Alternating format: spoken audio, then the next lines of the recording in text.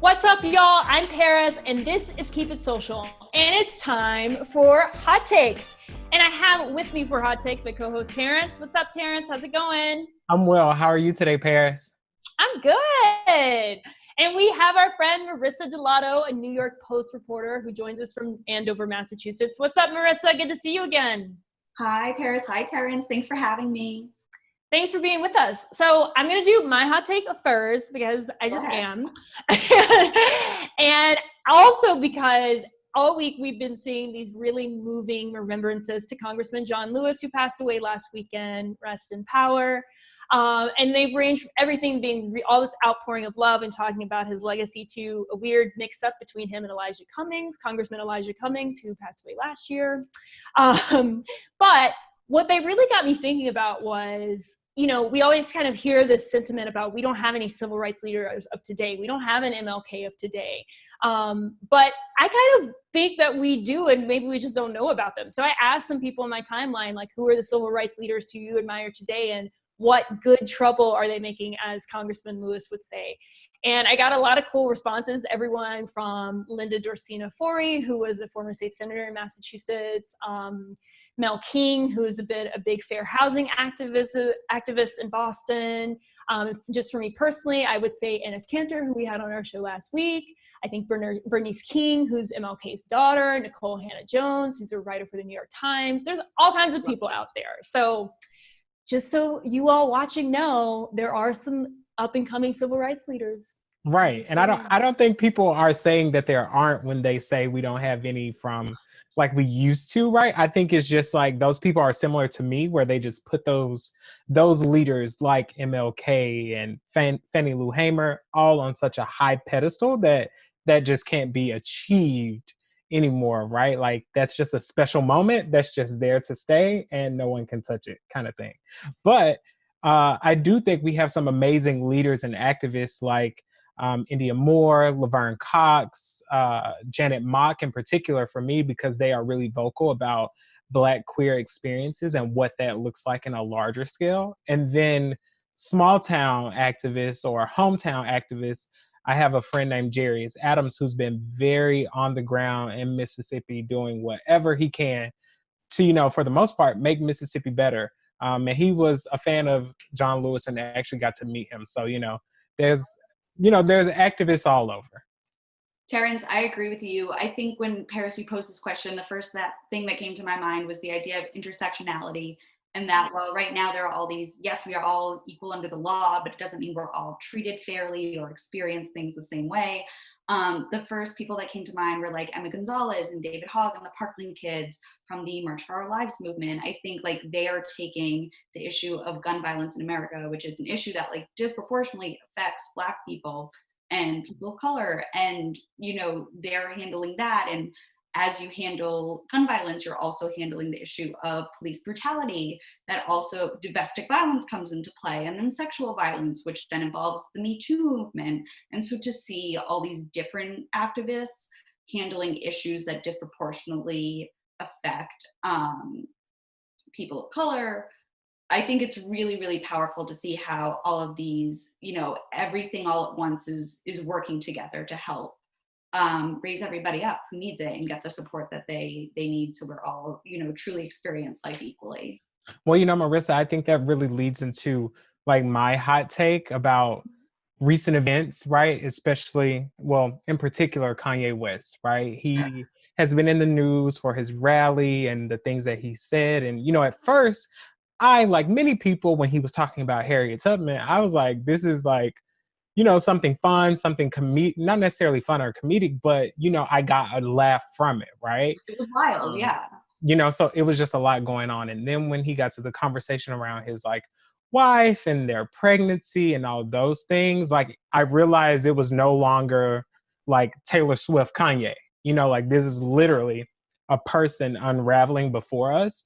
And, mental health, especially in a lot of Black and brown communities, is not as talked about and usually don't have as many resources. And here we have a person who has resources and clearly is breaking down before us. And all we can do is initially, make jokes about it and, isolate more people, and Kim Kardashian actually said that he has bipolar disorder in this long Instagram post. And so I know it's easy to make fun of celebrities, but I think in a lot of cases, we need to be more cautious, me included, when it comes to, situations and just judging them right off of face value. Yeah, and to that point, Terrence, I just was struck. I mean, it's a really personal experience that we're seeing unfold so publicly with this person, right, with Kanye West. And so I kind of have been in this mind of everybody from psychologists and psychiatrists to just everyday people are weighing in on what his bipolar disorder, how it's manifesting. And I'm kind of like feeling like everyone just kind of needs to like take away from the Twitter fingers for a minute, let him and his family deal with that the way that they need to, and then we'll see what that means for us. But at the same time, he is running for president, so it is very public. And maybe that does just open it up to criticism. Well, Paris, it's been really tough for me dealing with this because I'm a huge Kanye West fan, always have been, and obviously throughout the years he's said comments that are just more and more unforgivable. It's hard because on one hand he's saying these really hurtful words, on the other hand he's having a mental breakdown, and it's hard because a lot of people are excusing the fact that he said these things, right, because he's bipolar. I'm mentally ill. You don't get to choose if you're mentally ill. You do get to choose whether you're saying these things and having these thoughts and putting them out there. You get to control that. And so, mentally ill people are still in control of their thoughts, and you want to be angry at him, but you also feel such compassion for someone who's going through such a hard time. I hear you, Marissa. Well, I was happy to see that Dave Chappelle flew out to comfort him. I thought that was really interesting. Marissa, let's move on. What's your hot take? Yeah, I was going to talk about some fun memes that have been happening this week, and ones that don't vilify people who are experiencing a mental health crisis. Great. We need that. Very smooth. There are these insane meme pages popping up on Instagram that I think just bored people are making. What blank are you? This could be SpongeBob. This could be Timothée Chalamet. This could be Jersey Shore or Schitt's Creek, or what cow or chicken or dog are you? And people are taking these photos and photoshopping them on, and I feel really left out because my name is spelled Marisa, and all the Marissas I'm seeing include 2 S's. And it's bringing me back. I know that is so unfair. I don't like it. I could easily just DM these pages with the spelling of my name and ask, get a meme of my own. But guess what? I'm lazy. I don't want to do that. It's a meme. I just want to scroll. Plus, it's kind of like when you go into the gift shops, right? Yeah. And they have the keychains and the mugs with your name on them. I feel for you, Marissa, because you would think that people would put Paris on one of those things, but sometimes they just don't. My middle name, Caitlin, ends up on a lot of them. And actually it did end up on a cow meat.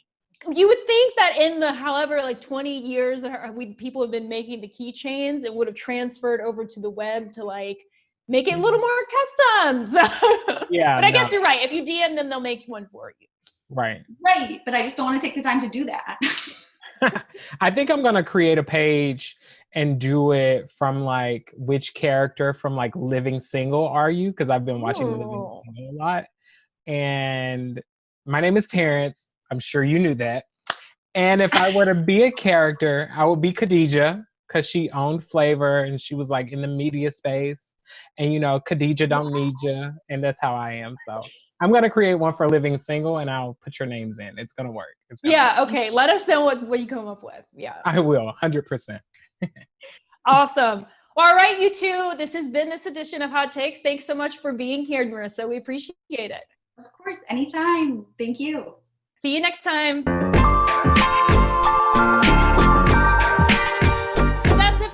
Don't forget to comment, and subscribe to all our social channels, and let us know what your hot take is. We'll see you next time. And until then, Terrence, what should they do? Have some fun in the sun and keep it social. And wear sunscreen. And a mask.